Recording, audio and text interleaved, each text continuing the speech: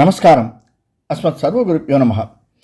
இது நமது உலகம் சேனல் நேயர்களுக்கு வேங்கடம் ராம்நாராயண் அன்பு கலந்த வணக்கங்கள்.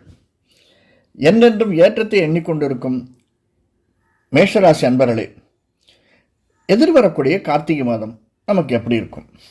அதாவது விஸ்வாச வருஷம் 17/11/2025 துவாதசி திதி அஸ்த நட்சத்திரத்தில் பிறக்கக்கூடிய கார்த்திகை மாதம் மேஷராசி அன்பர்களாய நமக்கு எந்த விதத்தில் இம்ப்ரூவ்மெண்ட் ஏதாவது இருக்குமா, இல்லை இப்படியே தான் போகுமா சார் வாழ்க்கை அப்படின்னா, நம்ம பலன் பார்க்குறதுக்கு முன்னாடி கிரக பொசிஷன்ஸ் பார்த்துக்கலாம். கடகத்தில் குரு, சிம்மத்தில் கேது, கன்னியில் சந்திரன், துலாத்தில் சுக்கிரன், விருச்சிகத்தில் சூரியன் புதன் செவ்வாய், கும்பத்தில் ராகு, சனி வக்ரம், மீனத்தில் சனி, இப்படி இருந்து நம்மை வழிநடத்துகிறார்கள். இதில் ஒரு பெரிய ப்ளஸ் பாயிண்ட் சார், நமக்கு 4ஆம் வீட்டில் குரு. 7 நாட் சனி மேஷத்துக்கு அப்படின்னு சொன்னாலுமே இது ஒரு பெரிய தாக்கத்தை கொடுக்குமானா நிச்சயமாக கொடுக்கும், இல்லைன்னு நான் சொல்ல மாட்டேன். தாக்கம் என்பது நம்முடைய மனதில் தான் சார் இருக்குது. மெஜாரிட்டி தாக்கம் மனதில் தான் இருக்குது. ஏன்னா நம்ம இது வரைக்கும் இந்த 7 நாட்டு சனி எப்போவுமே உழைப்பை அதிகமாக வாங்கக்கூடியது. லாபஸ்தானத்தில் 11ஆம் வீட்டில் ராகு வேற உட்கார்ந்துருக்கிறதுனால நமக்கு எதை தொட்டாலுமே கொஞ்சம் இழுத்துன்னு போகிற மாதிரி ஒரு ஃபீலிங் தான் இருக்கும். போகிற வரைக்கும் நமக்கு 7ஆம் வீட்டுக்கு உடையவன் 7ஆம் வீட்டில் இருக்கார் சுக்கிரன். அதனால் இது ஒரு பெரிய ப்ளஸ் பாயிண்ட். கணவன் மனைவிக்கு இடையே உள்ள உறவு என்பது மேம்படக்கூடியதாகவும், அவர்களால் ஒரு விருத்தியை குழந்தை பிறப்பதற்கோ அல்லது வேறு வீடு வாங்குவதற்கோ இப்படியாக ஒன்றை செய்வதற்கான சாத்தியக்கூறுகள் நிறைய இருக்குது.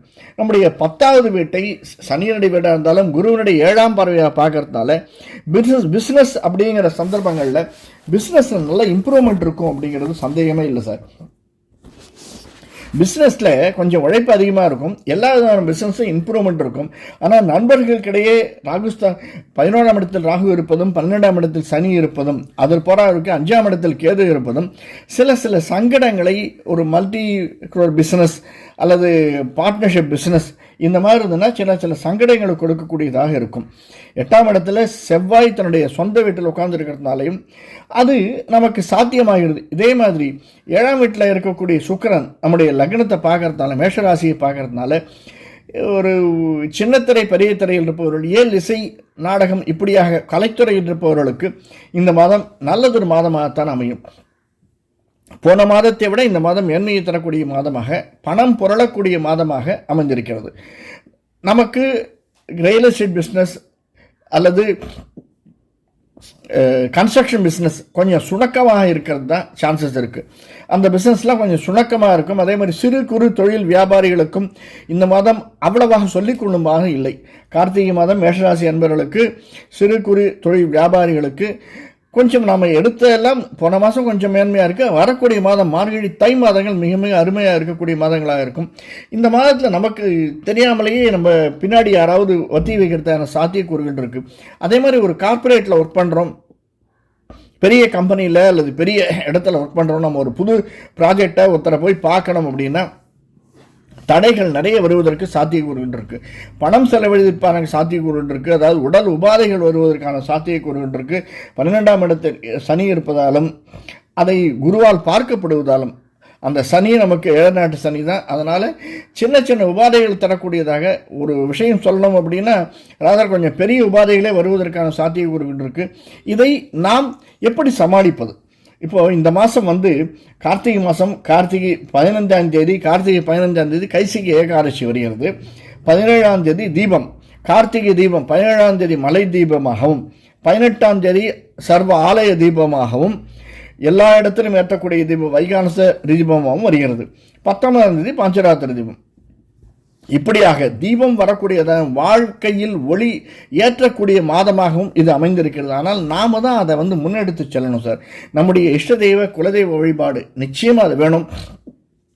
அது போகிற குறைக்கு நிச்சயமாக நாம் ஒரு நவக்கிரக சாந்தி, அதாவது நவக்கிரகத்தை சென்று வழிபட்டு வருதல். சாந்தின்னா ஹோமம்னு நினச்சிருக்காங்க. வீட்டில் பெரிய ஹோமம் பண்ணணும் அப்படின்லாம் நான் என்றைக்குமே அந்த மாதிரி என்னுடைய காணொலியை பார்க்குறவங்களுக்கு தெரியும். பெரிய ஹோமமோ இல்லை இதுவோ பண்ண முடியும். ஏன்னா நாம் எல்லாருமே மிடில் இன்கம் குரூப்பில் இருக்கோம்.